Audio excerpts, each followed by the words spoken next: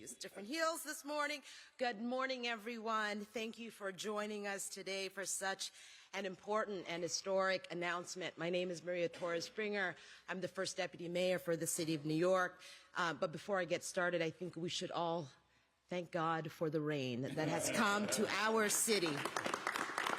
We need more of it, but it's something to be very grateful for today.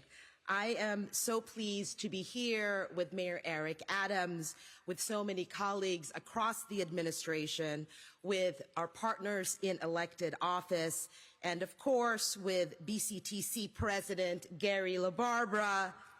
We can clap for him.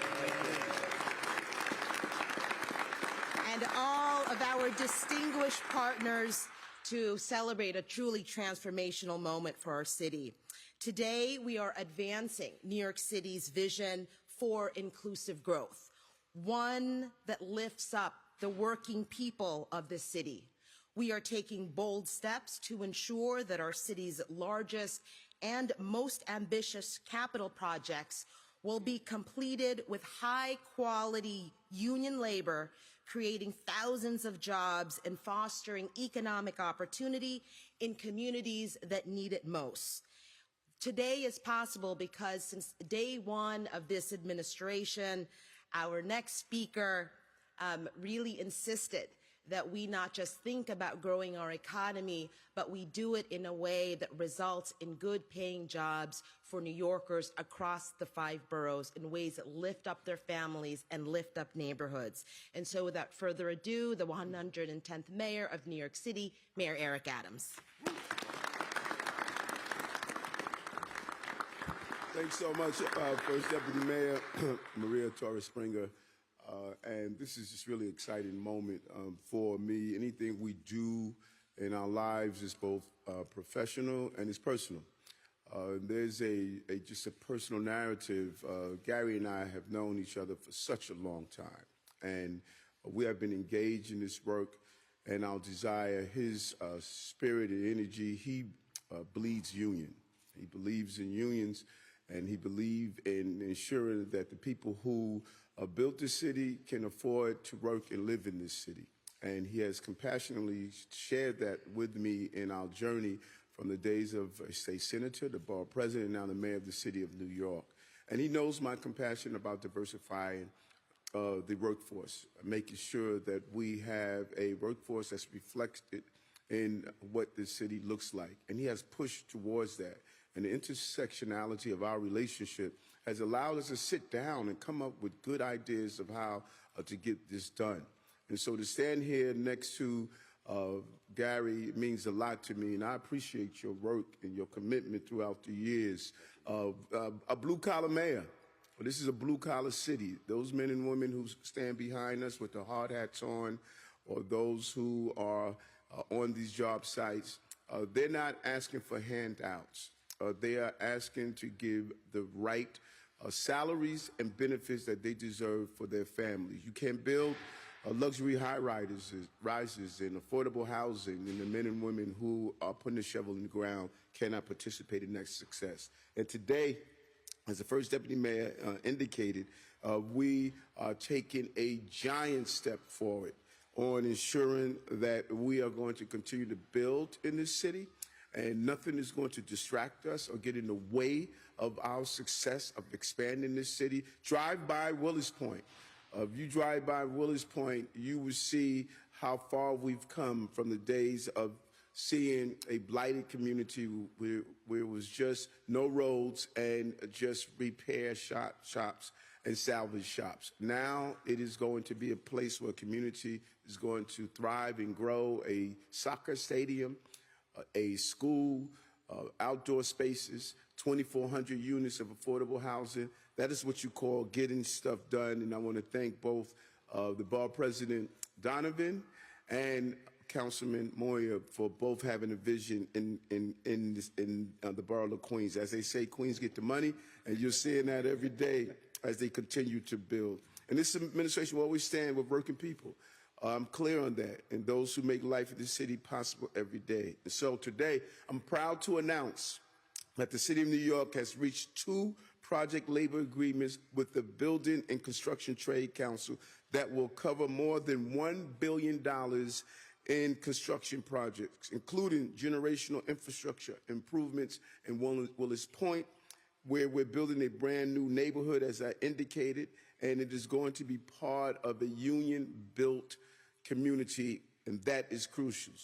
These agreements support fair wages and put working-class New Yorkers first, and they use our city's purchasing power to connect underserved New Yorkers to quality union careers and apprenticeship opportunities through community hiring.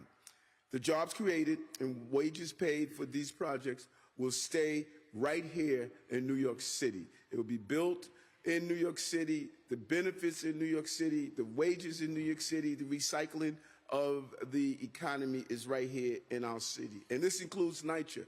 As you know, we included NYCHA in our overall housing plan, and we're going to continue to ensure that NYCHA reaches its full potential, as well as those zip codes that have been forgotten for far too long. This city has overlooked far too many communities like Willet Point, and we're saying we're all part of the improvement of this city. And so we want to connect New Yorkers to good-paying jobs and career opportunities, specifically to a career that supports their family, a career that gives New Yorkers the chance to work with dedicated teams and dreams up big solutions to big problems, a career that transforms lives, creates communities, and builds for the future. We want to support local jobs and promote and protect local economic growth. That is why we're hiring from our communities and hiring union workers.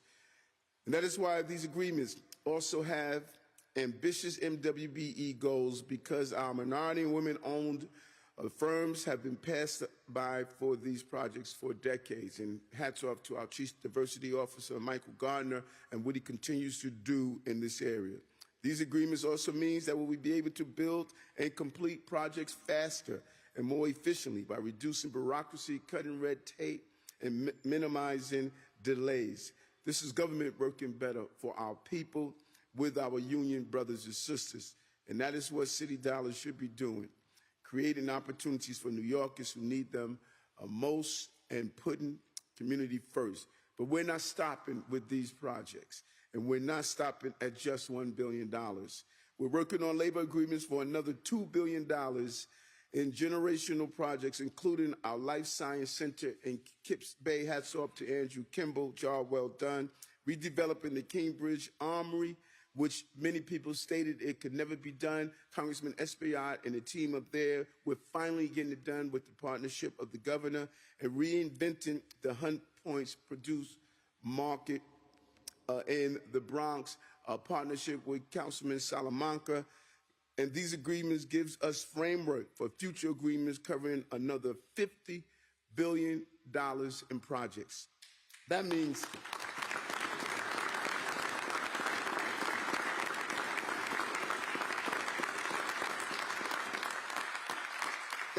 tens of thousands of good-paying jobs for our union brothers and sisters, and hundreds of projects delivered on time, on budget for New Yorkers. We know we can't get things done in this city without unions. The Building and Construction Trade Council and the rest of our brothers and sisters in organized labor keep New York strong. We are making sure our union members get the wages, rights, and respect they deserve, and delivering on our vision for a more livable, affordable city. We're ensuring that New York City is not only the greatest city in the world to live, but also one of the greatest places to work. And as a mayor, probably one of the few mayors, not the only, that had a union card, I know what today means to all of us. Job well done, Gary. Thank you very much. Thank you very much.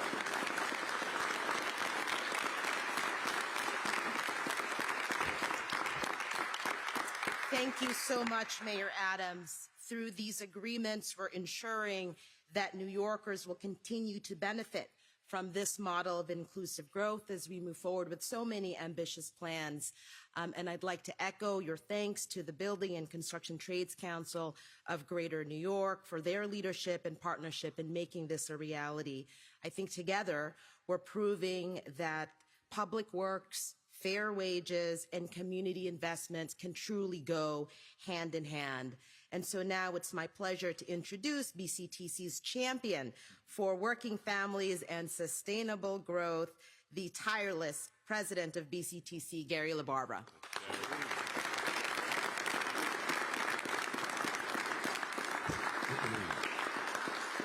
Good morning, and Maria, thank you for that kind introduction.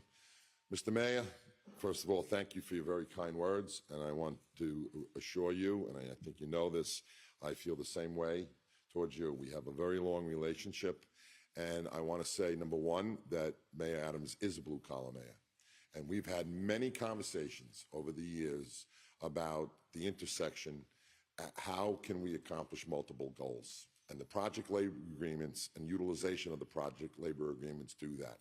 Project labor agreements make projects more efficient. They actually save money to the capital plan and the capital budget, which creates more opportunity. We also have historic provisions in project labor agreements to reach into underserved communities and bring people into the building trades through our pre-apprentice and direct entry programs and our recruitment programs. And this is a pathway into the middle class. This is just not a construction job. It is a pathway into the middle class, building a stronger middle class, a stronger blue-collar middle class. And this mayor has demonstrated time and time again his commitment to efficiencies for the city, as well as taking into consideration creating good union jobs. Again, pathways into the middle class. As you heard in the mayor's comments, you know, this is just the beginning. We are doing things that have never been done before with the mayor's leadership in terms of these project labor agreements. The horizontal project labor agreement never existed before the Adams administration. EDC projects that were mentioned, again, thank you, Andrew Kimball, under project labor agreements. He mentions the stadium, project labor agreements, the infrastructure second phase at Willet Point, project labor agreements. Now, these project labor agreements not only are an important workforce tool, but they also take serious consideration into the MWBE community. There was a time, I have to say this, there was a time that there was the sense that the MWBE community and the unions could not work together. And thanks to Mayor Adams' leadership and his constant commitment to this, and Chief Diversity Officer Michael Gardner, we are in the process of conversations on how we are going to connect these MWBE contractors with all the unions. We think we can accomplish two things at the same time. We can accomplish workforce development, creating good union jobs and pathways into the middle class, but also supporting MWBEs to come into this work and hopefully eventually through a mentorship program become good union contractors. And that's what the city needs. So this is a win-win all around. And again, all the things that we've mentioned today are really historic. And I have to attribute it to Mayor Adams' commitment and leadership, again, to the city of New York, but in his heart as a blue-collar mayor, to working people, working men and women in the city, and his support for organized labor. So Mayor Adams, thank you for everything that you've done and what you'll continue to do. And I am honored and proud to stand with you today. Thank you.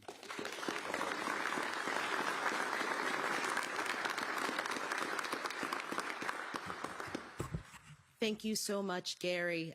As you mentioned, the agreements being signed today are certainly about the number of jobs that are associated with this type of investment in communities. They're about fair wages. They are about efficient delivery of these projects. And they are about, and I think this is what makes them particularly unique in this administration, they embody what this mayor has cared about and insists really becomes part of the DNA of how we deliver capital projects. And those are the strong commitments on MWBE and the strong commitments on community hiring. Legislation, of course, that we fought really hard to get in Albany just a couple of sessions ago. One of the agreements, as the mayor mentioned, is for the next phase of infrastructure for the incredible set of projects that we have in Willets Point, really building a whole new neighborhood. So our next two speakers have been so instrumental in making sure that we didn't just get it right this time, because the project there has been around for a while, but really in many ways in record speed. And so it's my honor to first introduce the Borough President of Queens, Donovan Richards.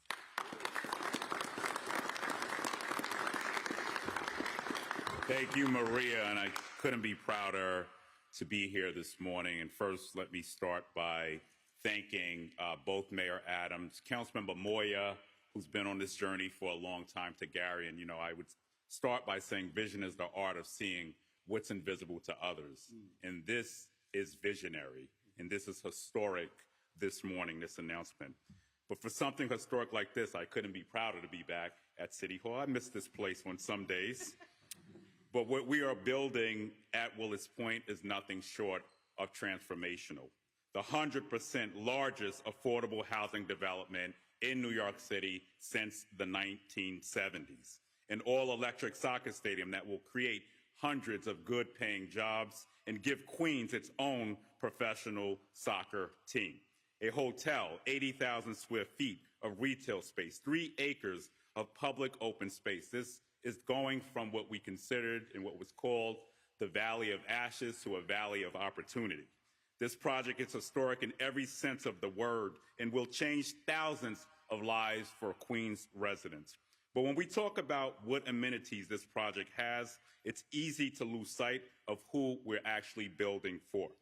Well, Queens was and is and always will be a union town first and foremost.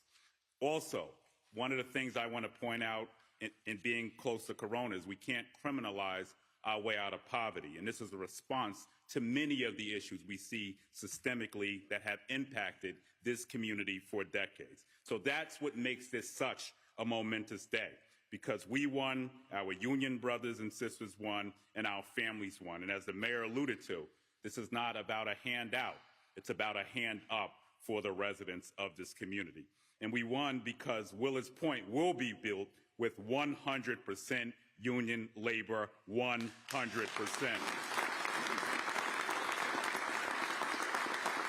We won because we are making unprecedented investments in community hiring, supporting MWBEs, and creating jobs and apprenticeship opportunities for our neighbors. And we aren't simply looking for sports contact. Our communities are looking for MWBE contracts. I want to thank Michael Garner, who's going to do this work for us to make sure we reach these stated goals. I've always said that economic development must be rooted in community development. It's not enough to just build a building. You have to build up the community around that building. And that means creating jobs, boosting wages, and investing directly in the families who call the community home. With these PLAs, we're putting money right into the pockets of Queens residents working at Willet Point. We're creating an avenue for families to put food on the table, to put a roof over their heads, and start to build generational wealth through a union job. And to me, that's just as important as the number of housing units we're building or how many seats are going to be in the soccer stadium. To the mayor, to our union brothers and sisters, it's been an honor to work with you on this project. To Councilmember Moya, again, this is really a great day for Queens. We certainly scored a goal for the world's borough. Congratulations to all. Thank you so much, Borough President. But perhaps there is no one who has been a greater champion of the transformation that is happening in Willet Point than our next speaker. And so I just want to thank him for all of that leadership and for the very critical vote he's about to take in just a few short minutes. And so let's make sure we're efficient here. But Council Member Francisco Moya. All right, let's go. Thank you.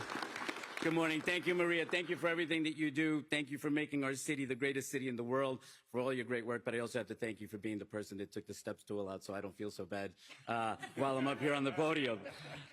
Good morning, everyone. I am Councilmember Francisco Moya, and it's an honor to be here today for this historic announcement.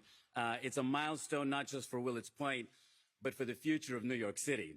And I want to start off by thanking Mayor Adams, my partner and friend, and someone who has shown his leadership in making sure that this agreement becomes a reality. I also want to thank my brother, Gary LaBarbera, the president of the Building Trades and Construction Trade Council for the Greater New York. Gary, who shares my vision, I went to him about 20 years ago and I said, Gary, I think this is a possibility. And he was like, okay, Moya, I'll listen to you. I'll listen to you. But it has happened. And today is a great day for you, but more importantly, for the great advocacy and support that you give to all your members, the union members that are here standing behind us today. God bless you all. To all my brothers and sisters in labor, thank you for what you do. Thank you for building the greatest city in the world and making it the safest city when we go and we construct brand new neighborhoods like the one in Willet's Point. So when I first stepped into the city council, my mission was to create a real path towards affordable housing in Queens. Today, we're making that vision a reality by building the largest 100% affordable housing development New York has seen in 40 years. What makes this moment even more remarkable is the commitment to ensuring this project is built by the most highly trained, safest, and skilled workforce in our city, and that is our union brothers and sisters. Yes, an applause for that.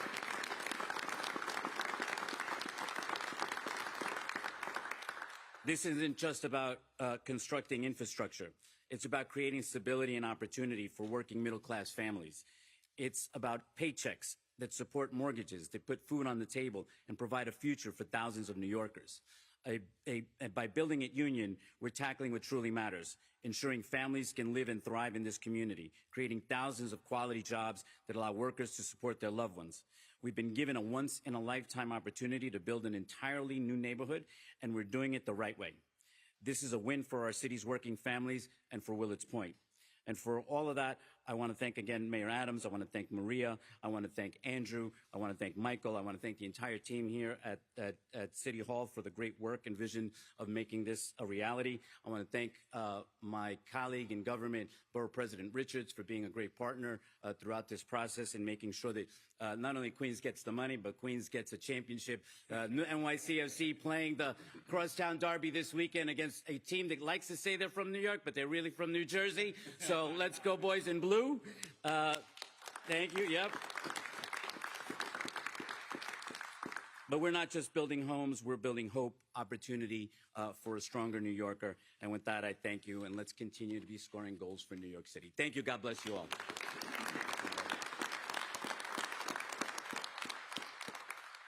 Thank you so much, Council Member. Today's announcement represents the hard work of so many across different sectors. And it also, of course, represents the hard work of our colleagues in city government. And so I want to, in particular, thank President Andrew Kimball of the Economic Development Corporation. Also, DDC Commissioner Tom Foley is here. Of course, the amazing Deputy Mayor for Operations, Deputy Mayor Meera Joshi, and the teams that negotiated these PLAs with BCTC to such a successful conclusion. We've talked a couple of times about the fact that these PLAs represent historic and meaningful commitments to MWBEs. And so to speak more about that, I'd like to welcome our Chief Business Diversity Officer, Michael Garner. Good morning. This is a great day in the greatest city in the world. You know, it is often said that unsuccessful people, they're blinded by problems because they have an inability to focus on solutions. But I'll tell you that under this Get Stuff Done Adams administration, Mayor Eric Adams and Gary LaBarbera are two leaders who focus on solutions and are not blinded by problems. And let me say that this is one city, and we're focusing on making sure that everybody has the ability and prosperity. Queens Borough President, who has one of the largest construction projects in his borough, and he focuses on MWBE, and that's at the JFK Airport, the $19 billion project that's happening, transforming JFK Airport. And so we want to make sure that these PLAs are cost effective.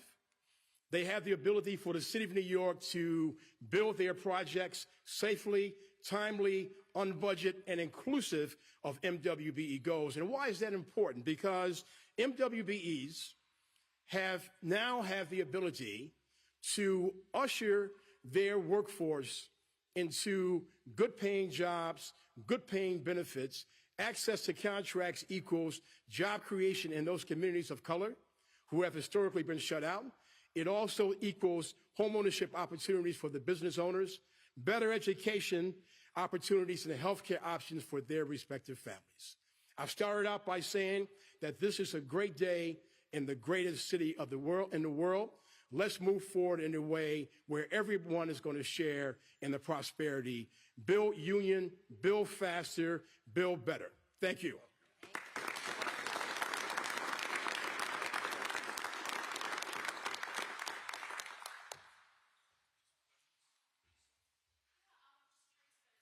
About the hiring of these jobs and just the execution of Willets Point?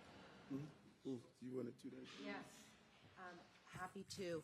So if folks haven't been to Willet's Point, there's already an enormous amount of work that has happened. One of the things that we did in this administration with the mayor's leadership is to accelerate the affordable housing. So that has started. The PLA today is for public infrastructure, so that this now will allow us to do that work over the course of the next few years in ways that really allow us to complete the full transformation of the neighborhood. But overall, we're still on track, right, Andrew, to have the stadium open by the 2027 season. And so I'll remind folks that that's 14,000 construction jobs altogether. On community hiring, so this is really important because we sought legislation that would allow us to allocate a certain percentage, in this case 30% of those jobs, to NYCHA residents or individuals who are living in areas with high poverty. And so it's built in now to into these agreements, and we are going to be able to start connecting New Yorkers to those opportunities. For those opportunities and so many others, want to direct New Yorkers to jobs.nyc.gov so that they see both apprenticeship opportunities, other construction opportunities, and more information about what we've done on community hiring. Bouncing a little bit off Justine's question, when can we expect a groundbreaking for the soccer stadium? I don't know if the lease has been signed yet. Any day now. Any day now. And additionally, I know you said the 2027 season. I know it was supposed to be in place, wishful thinking, for the 2026 World Cup. Is it like a fiscal year? Is that different with this season for soccer? Is there a delay in it? I was just confused. No delay. No delay. Andrew, do you want to? So how is it going to be? Okay. Thanks. Absolutely no delay. The plan has always been to have it ready for the 2027 season. We're incredibly proud to be co-hosting the World Cup in 2026, another enormous accomplishment of the Adams administration, leveraging billions of dollars of economic impact. It will be fantastic for the city to show at that time that we are building our first privately financed professional soccer stadium for the world sport in the world's borough. So we're very excited. Does anyone want to say a few words about, I know they just announced the name of the soccer stadium, if that's correct, CBS reported? This is Councilman Moya Stadium?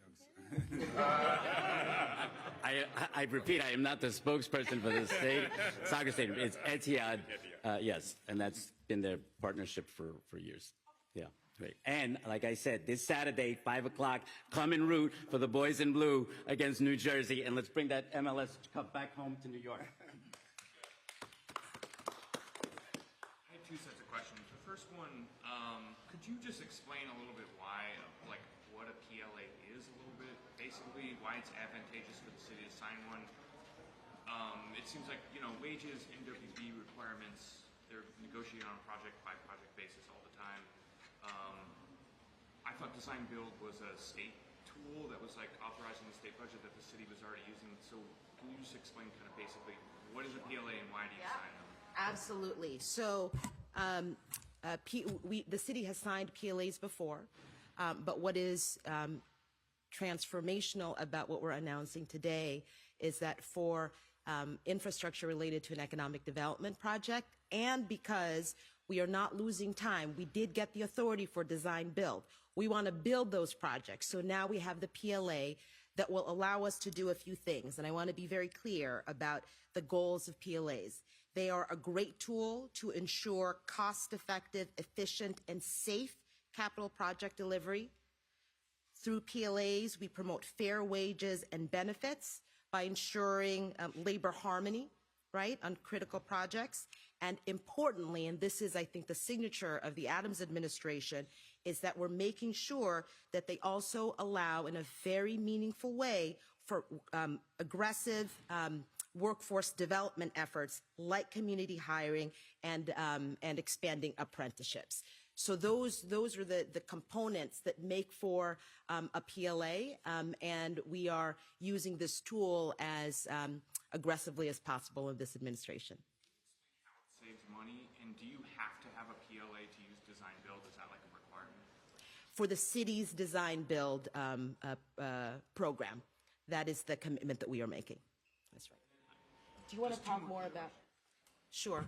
And do you want to add more about PLAs and how they work for infrastructure projects? How does it save money? Why don't you do that? There are efficiencies built into PLAs that actually reduce costs of project delivery. Part of the schedule, various uniformity in things like holidays and other measures, shift differentials, so they actually reduce the costs of the project. And the schedule is very important. So these are very efficient projects. So in doing so, it actually brings the cost of the project down. And then the beauty of that is this money comes out, if you don't mind. No, go ahead. These capital dollars, that goes back into more construction projects. So it's like an ecosystem. Otherwise, you would have to negotiate with each individual unions, and like it would just Right, and that's the other thing, right? So it's an agreement that is signed by the affiliates of all the building trades and the city of New York. So it's a very efficient method of delivering construction projects. Have you seen the bandwidth is the answer. Yeah. Right. Never-ending bandwidth. And for the, yeah, so Commissioner Tom Foley, DDC. So in order for us to utilize design build on our growing portfolio, so that's why we have a PLA. Specifically, there's a number of projects that have been identified that will be breaking ground in 2025 with this amazing announcement today. And our growing design build program is really setting the stage throughout the country. So we're absolutely delighted to be here. One super quick follow-up. The city, you mentioned that this 100% affordable housing building in Willet's Point. I know, like, the council has tried to pass legislation before mandating union labor on affordable housing projects. Are like 100% affordable projects financed by the city covered in this PLA, or will they be? And is there anything like new about that here? No, not for this particular project. But here's what the mayor and BCTC have been working on, is to show, and we did an announcement of this earlier in the year, a workforce housing fund that would capitalize affordable housing projects and use and ensure that that these are good paying jobs that I think will help prove a model. So we're really excited about that partnership, and we can reshare that press release. But there's always a balance, right, between ensuring that public expenditures and subsidies on affordable housing have us build as much affordable housing as possible, and that where it is possible, and I think we're showing today, we are turning over every stone to find those opportunities for good paying union jobs. You mentioned that there have been PLAs in the past. Can you explain what's new or different about this one other than being, Willet's Point, is it the design build? Yes. Component? So it is, because of the design build authority that we got, this is a PLA for that body of work. It is historic for the Economic Development Corporation, not just on Willet's Point, but on all the projects that the mayor mentioned, Spark Kips Bay, Kingsbridge, Armory as well, and Hunts Point Produce Market, a real framework for how to do this type of work in partnership with BCTC and the community hiring and MWBE goals. I really can't stress enough, that is what is new and meaningful, and really tied to the mayor's values since we started in office. If City of Yes passes, will these be I'll say if the city of Yes passes, we will have done so much to bring relief to New Yorkers across the 5 boroughs. One more question. Just in terms of saving money with the scheduling, is there a kind of gauge or estimate on how much money the city saves using a PLA like this? Well, you can determine that, number one, by schedule, and the design build piece also. It's a very efficient delivery model. And a design build, rather than design bid build, creates schedule efficiencies. So there is, it depends on the project, depends on the scope of the project, but the fact that these delivery systems are advancing projects quicker, obviously spending less money, less duration, less expenditure. Is there a numerical value on this that you can estimate? Like how much money this would save the city in this case? Well, what I can tell you is on one of the earlier project labor agreements, that was a $4 billion city PLA. The feasibility study demonstrated $347 million worth of savings. That's a fact. Let's move forward with that. So it's about 10%. Thank you, Gary.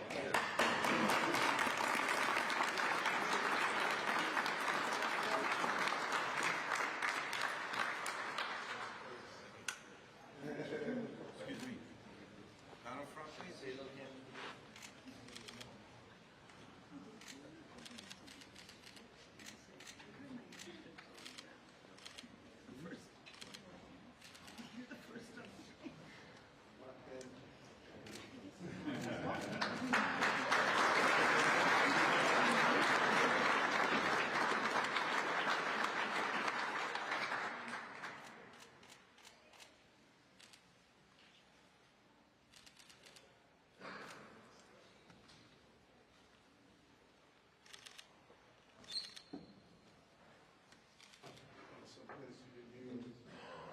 Clean it up for the guys.